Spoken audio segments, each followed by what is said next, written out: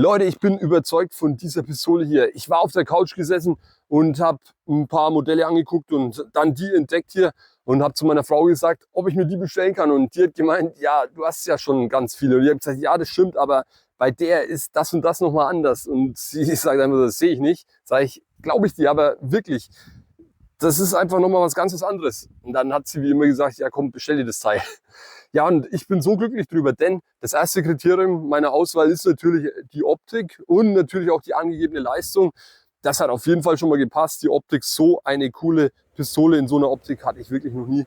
Und ja, die Leistung kann ich natürlich immer nur testen im Action-Test. Und da kann ich dir auch sagen, du hast es selbst gesehen, das Teil performt richtig, richtig gut. Deswegen wird das auch, kann ich dir jetzt schon mal sagen, meine neue Backup-Waffe. Ganz so wie du die Pistole hier siehst, kommt sie nicht zu dir an, und zwar dieser Rotpunkt. Der ist nicht vormontiert, der ist auch nicht dabei. Den habe ich bei Begadi extra dazu bestellt, denn ich wollte diese Konfiguration für die Pistole. Ich finde diese Einführhilfe für Magazine mit dem Rotpunkt in Kombination und diesem Teil hier vorne, ja, ein quasi extra Gewinde, auf das du nochmal dann zum Beispiel Schalldämpfer oder Tracer draufschrauben kannst, habe ich drauf montiert, und so in Kombination sieht das Teil einfach mega aus, genauso wie dieses Griffstück, aber da gehe ich dann im Studio näher drauf ein. Schon mal zu dem Rotpunkt, den ich dann im Studio genauer kurz mal zeigen werde, kann ich dir jetzt schon mal sagen, hat mich auch zu 1000% überzeugt, denn bei vielen Rotpunktvisieren, die du jetzt für günstiges Geld bekommst, da hast du das Problem, dass du bei diesem Wetter wie heute, strahlend blauer Himmel, Sonnenschein, heller geht's gar nicht, den roten Punkt auch auf der hellsten Stufe nicht mehr siehst. Das ist hier nicht der Fall. Du siehst den roten Punkt hier klar und deutlich. Kannst du natürlich, wenn du zum Beispiel ins Gebäude reingehst, auch nach unten dimmen. Ansonsten noch ein überzeugender Fakt, und zwar die Magazine. Du brauchst hier keine extra Magazine dir kaufen, wenn du schon von verschiedenen anderen Herstellern Magazine hast. Begadi hat auf ihrer Seite die Hersteller angegeben. Ich gehöre zu den Glücklichen, der ja bis jetzt hauptsächlich immer die Glock von VFC benutzt hat und habe schon eine Menge von diesen Magazinen, und die passen zum Beispiel auch in dieses Modell rein. Also Leute, alles in allem würde ich jetzt sagen, wir gehen ins Studio, schauen uns das Ding noch ein bisschen genauer an, aber das Ding wird, wie gesagt, meine neue Backup-Waffe, 1000% überzeugt, und einfach die Haptik, das Gefühl, Leute, Wahnsinn. Wahnsinn, kann ich nur sagen, ich bin wirklich begeistert.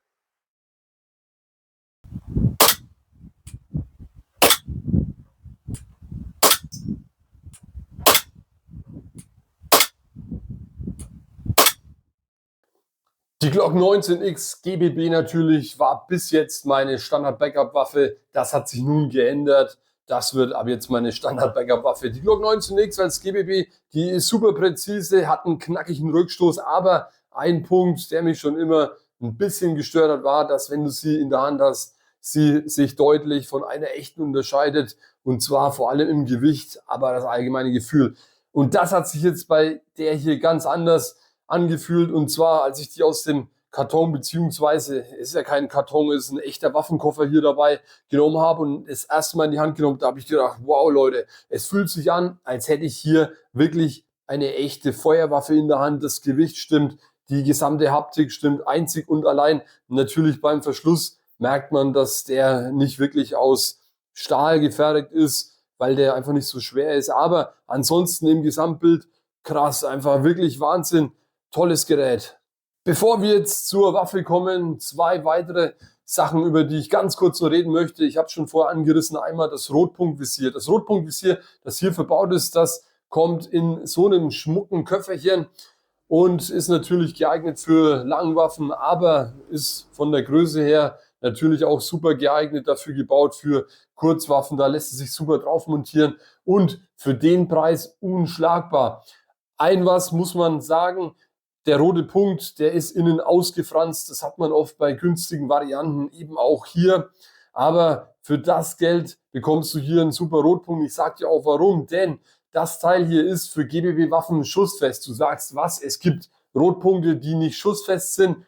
Für Feuerwaffen, klar, aber für Airsoft-Waffen, dann sage ich dir, ja, hatte ich selbst schon. Die sind hier kaputt gegangen, als ich die in Gebrauch hatte bei GBB-Waffen. Da hat der Rückstoß gereicht, um innen irgendwas zu zerstören. Dann ist der Punkt, hatte ich schon zweimal, einfach irgendwo in die Ecke gesprungen und du konntest nichts mehr verstellen. Da war Ende Gelände. Von dem her nochmal für diesen Preis unschlagbar, hat mich überzeugt. kann ich einfach nur weiterempfehlen. Das ist eben das Compact Dot von Begadi.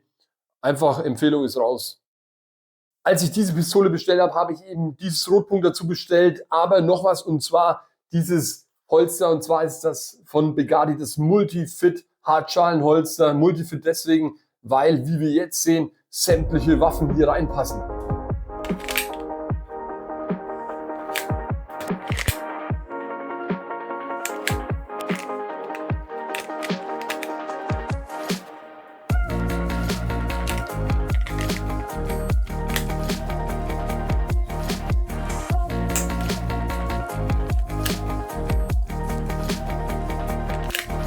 Und natürlich passt eben auch diese Waffe hier rein, und zwar wirklich sehr gut. Es gibt hier zwei Stellschrauben, an denen du je nach Waffe, die du hier eben dann reinstecken willst, fester schrauben kannst und eben auch lockerer, je nachdem wie fest die Waffe eben nochmal hier drin sein soll. Aber die ist sowieso gesichert mit einer Sicherung hier, die du mit deinem Zeigefinger, immer wenn du ziehen willst, sehr bequem und sehr präzise und sehr gut bedienen kannst. Das Holster kannst du an deinem Gürtel einfach festmachen. Dafür musst du nicht mal den Gürtel abnehmen. Wirklich Top-Qualität, kann ich auch nur weiterempfehlen. Empfehlung ist auch hier raus. Und zwar nämlich für diesen Preis, schau einfach vorbei, unschlagbar. Ja, und unschlagbar ist eben auch diese Kanone hier. Hat mich von Anfang an von der Haptik her direkt überzeugt. Auch eben das Griffstück, wie wir jetzt hier sehen, ist wirklich filigran gearbeitet. Begadi schreibt auf der Seite eben handgearbeitet. Ich glaube, hier sitzt wirklich einer mit einem Zahnstocher und stochert hier die Maserung hier wirklich per Hand rein. Es fühlt sich wirklich einfach top an. Super, super Grip. So muss das Ganze sein. Liegt auch super in der Hand. Gehen wir jetzt ein bisschen näher auf die Pistole ein. Hier ist natürlich im Lieferumfang ein Magazin enthalten. Das Wunderbare hier bei dieser Pistole, und das schreibt Begadi auf seiner Seite, ist, dass sämtliche Pistolen auch von anderen Marken hier reinpassen. Also sämtliche, nicht alle, aber sehr, sehr viele. Schau einfach mal bei Begadi auf der Seite vorbei. Was mich hier gleich gefreut hat und ich gesagt habe, das ist noch ein Argument, warum ich mir diese Pistole hier zulege, ist, dass von VFC zum Beispiel die Glock-Magazine eben ja auch reinpassen, von denen ich ja so einige besitze. Das Einzige, was wir hier machen müssen, ist, dass wir hier diese Hilfe abschrauben. Das geht ganz einfach. Wir lösen einfach diese Schraube hier. Und dann, wie wir jetzt sehen, können wir es einfach abziehen. Und so passen dann eben auch die Magazine rein, die keinen erweiterten Magazinboden haben. Wer hier einen Schalldämpfer oder Tracer draufschrauben will, kann das hier natürlich auch tun. Das heißt, dieser Lauf hat an sich schon ein Gewinde integriert, wo du das eben reinschrauben kannst. Oder du hast hier auch so einen Adapter, habe ich gleich draufgeschraubt, weil ich finde, dann sieht es nochmal cooler aus. Und kannst dann eben hier mit dem Adapter einen Tracer hier vorne draufschrauben. Bitte die Beschreibung auf der Begadi-Seite beachten, denn meiner zum Beispiel passt hier nicht drauf. Hier muss man nämlich was mit dem Abstand beachten. Worauf ich hier auch noch eingehen möchte, ist der Magazinknopf. Der Magazinknopf eben, um das Magazin hier rauszubekommen. Der, wie man hier sieht, steht relativ weit raus, ist angenehm zu erreichen, stört auch so in dieser Form nicht. Steht weiter raus, als ich es eben gewohnt bin, aber wie gesagt, stört nicht, und das ist A und O. Was hier aber zu beachten ist, ist, dass diese Waffe nicht von Linkshändern bedient werden kann, außer du bedienst es halt eben anders, als man es gewohnt ist. Eben Verschlussfanghebel kannst du dann nicht mit dem Daumen bedienen, sondern musst du dann irgendwie mit dem Zeigefinger vielleicht fummeln. Und den Magazinauswurf kannst du eben auch nur mit dem rechten Daumen, also mit dem Daumen der rechten Hand quasi bedienen, denn auf der anderen Seite befindet sich hier kein Magazinauswurf. Das nur als kleiner Hinweis. Ansonsten gibt es hier noch weitere Sachen zu sagen, da schauen wir jetzt aber mal kurz hier rein. Wie zerlegen wir diese Waffe? Hierfür musst du dann wie bei der echten Glock diese zwei Pinöppel hier nach unten ziehen und dann nicht wie bei der echten Glock, wo man den Verschluss ein bisschen nach hinten bewegen muss und dann nach vorne ihn rausbekommt. Hier kannst du ihn gleich nach vorne einfach wegschieben und fertig ist die Geschichte. Schon ist die Waffe quasi zerlegt. So, aber damit ist noch nicht Schluss. Jetzt schauen wir uns ja an, eben wie wir dieses Rotpunkt hier draufbauen, beziehungsweise wie wir Kimme und Korn hier installieren, beziehungsweise die Kimme. Korn ist ja hier fix vorne drauf gebastelt. Schauen wir uns erstmal an, wie wir das Rotpunkt entfernen, beziehungsweise wie wir das Kimme-Korn entfernen am Anfang, weil die Waffe kommt ja eben mit Kimme und Korn. Das ist relativ simpel. Um den Lauf zu entfernen, müssen wir natürlich das Gewinde hier abschrauben, beziehungsweise das Gewinde ist ja auch nicht drauf, wenn ihr die Waffe kauft. So, dementsprechend jetzt abgeschraubt. Wir müssen erstmal diese Feder entfernen. Sehr einfach dann den Lauf mit Patronenlager entfernen. Zack, ist auch schon weg. So, und dann sind wir jetzt hier schon beim Thema, wo wir hin wollten. Und zwar handelt es sich einfach nur um diese eine Schraube hier. Die musst du einfach lösen.